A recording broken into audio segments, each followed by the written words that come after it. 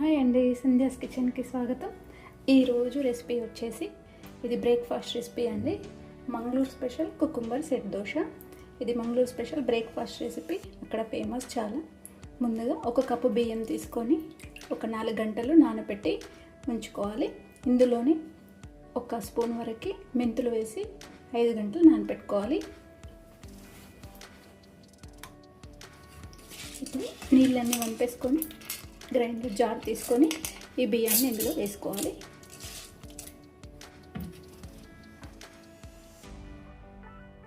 ఇప్పుడు బియ్యం ఇందులో వేసుకున్నాం కదా, 1/2 కప్పు వరకు మనము ఉడికించుకున్న అన్నం వేసుకోవాలి.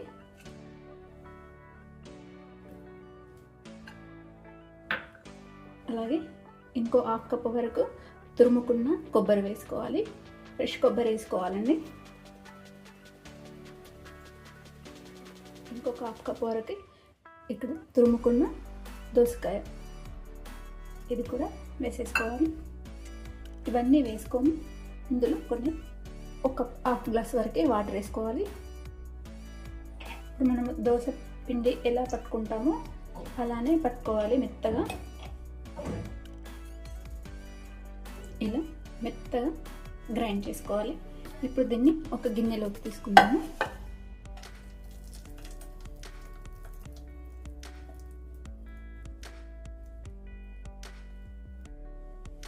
ఇలా గిన్నెలో వేసుకున్నాం కదా, ఇప్పుడు దీన్ని మూత పెట్టేసి తెల్లవారేసరికి ఇలానే ఉంచుకోవాలి. మనం తెల్లవారి పిండి కూడా పులుస్తుంది. దీన్ని ఇలాగే పక్కన పెట్టేసుకోవాలి. చూడండి, పిండి మనం రాత్రంతా ఇలాగే ఉంచుకున్నాం కదా, నాకు చాలా పిండి మొత్తం పులిసిందండి. దీన్ని ఒకసారి ఇదంతా కూడా కలిపేసుకున్నాము.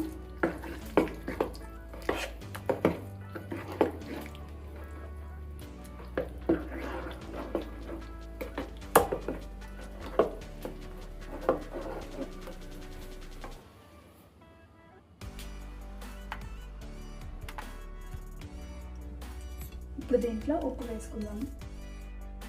మన రుచికి సరిపడినంత ఉప్పు వేసుకోవచ్చు. నేను ఇక్కడ 1 టీ స్పూన్ వరకు వేసాను.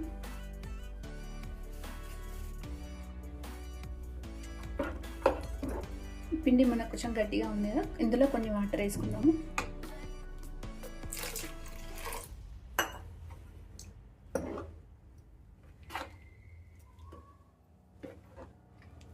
మనం ఊతప్ప ఏ విధంగా ఉంటుందో పిండి అదే విధంగా ఉంచుకోవాలి.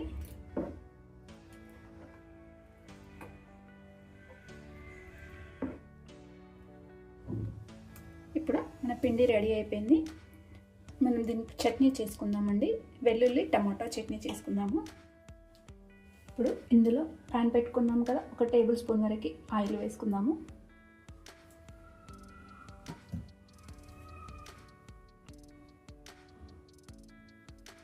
ఇప్పుడు 1 టీ స్పూన్ వరకు మినపప్పు వేసుకున్నాను.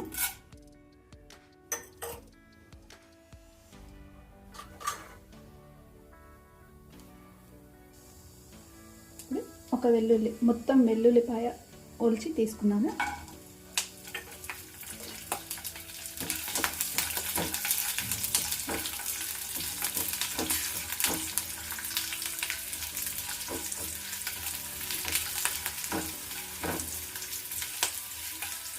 ఇవి వేగాయి కదా, కొంచెం కలర్ మారాయి.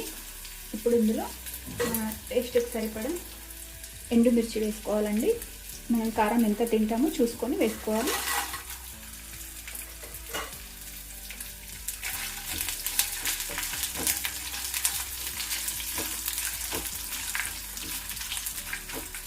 ఈ మంగళూరు కుకుంబర్ సెట్ దోశకి ఇదే ఫేమస్ అండి చట్నీ. ఇప్పుడు 3 టమాటాలు పెద్దవి కట్ చేసి వేసుకుంటున్నాను.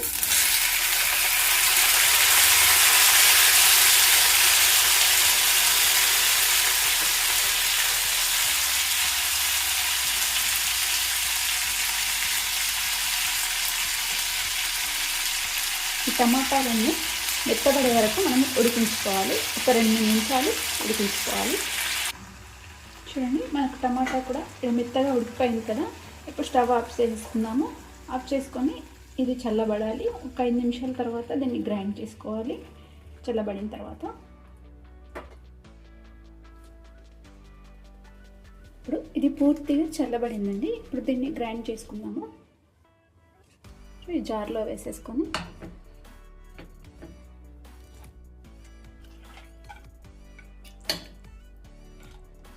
మెత్తగా గ్రైండ్ చేసేసుకోవాలి. ఇప్పుడు ఇందులో మన రుచికి తగినంత ఉప్పు వేసుకోవాలి. నేను 1 టీ స్పూన్ వరకు వేసాను. దీన్ని ఇప్పుడు గ్రైండ్ చేసుకుందాము.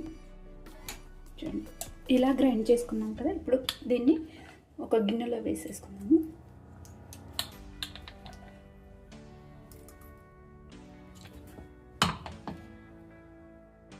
ఇప్పుడు ఇక్కడ చట్నీ రెడీ అయింది కదా. దీనికి తాలింపు వేసుకుందాము. ఆయిల్ వేసుకుందాము. 1 టీ స్పూన్ వరకు వేసుకుంటే సరిపోతుంది.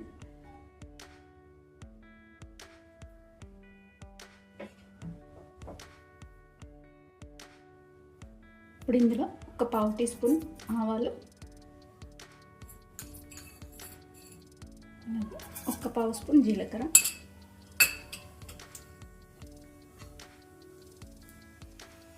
ఇవి కొంచెం చిటపటమనాలి. ఇప్పుడు ఇందులో కరివేపాకు వేసేసుకున్నాము.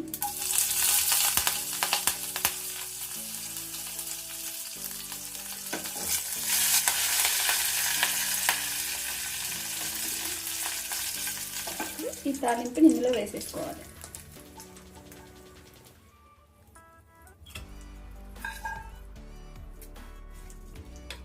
వేసేసుకొని ఇలా కలిపేసుకుంటే మనకు చట్నీ రెడీ అయిపోయిందండి. ఇప్పుడు పాన్ పెట్టుకున్నాం కదా. నేను ఇక్కడ ఒక చిన్న ఉల్లిపాయ తీసుకొని 1 స్పూన్ పెట్టాను. పెట్టి ఆయిల్ ఇలా స్ప్రెడ్ చేసుకుంటే కరెక్ట్గా మంచిగా వస్తుంది. మనకు ఈ దోశలు కూడా మంచిగా వస్తాయండి.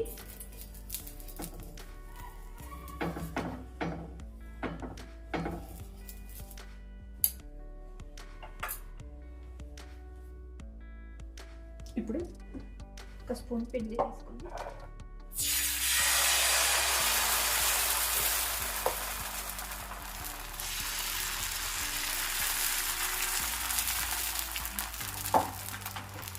పిండి వేసాను కదా, ఇలానే ఉంచుకోవాలి. దీన్ని స్ప్రెడ్ చేయకూడదు. మూత పెట్టేసి ఉడికించుకోవాలి మీడియం ఫ్లేమ్ మీద. ఇప్పుడు చూద్దాము. చూడండి, మనకి ఇవన్నీ కూడా హోల్స్ ఎలా వచ్చాయో ఇలా వస్తాయి మొత్తం. ఇప్పుడు దీన్ని తీసేసుకున్నాము. మనకు రెండో సైడ్ వేయించుకునే అవసరం లేదండి, 1 సైడే ఓన్లీ.